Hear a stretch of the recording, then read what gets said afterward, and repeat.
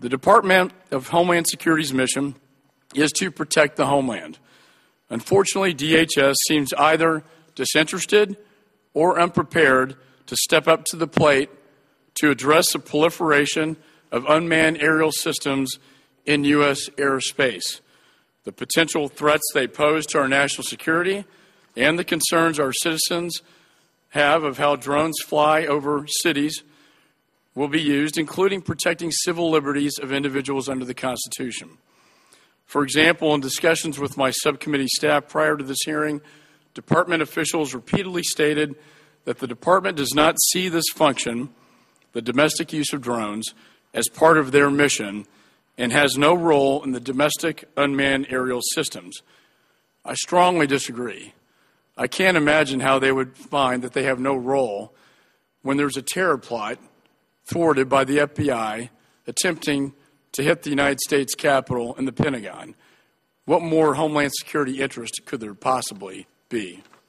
DHS's lack of attention about this issue is truly incomprehensible.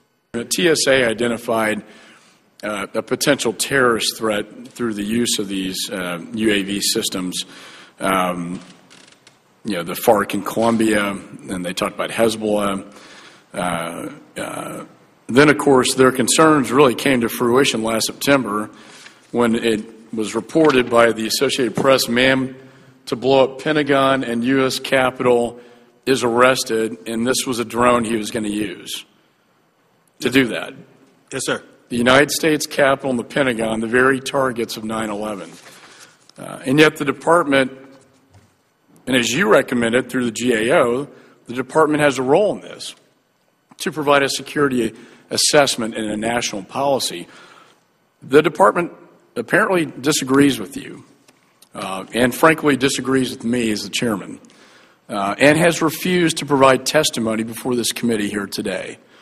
And I find that reprehensible.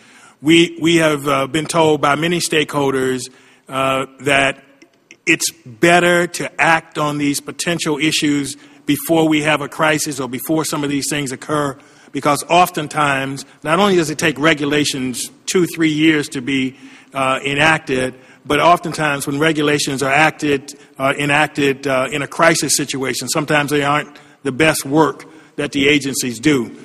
So we continue to follow up with DHS and point out that we think they have a role in the UAV situation as well as they're both in terms of privacy as well as security.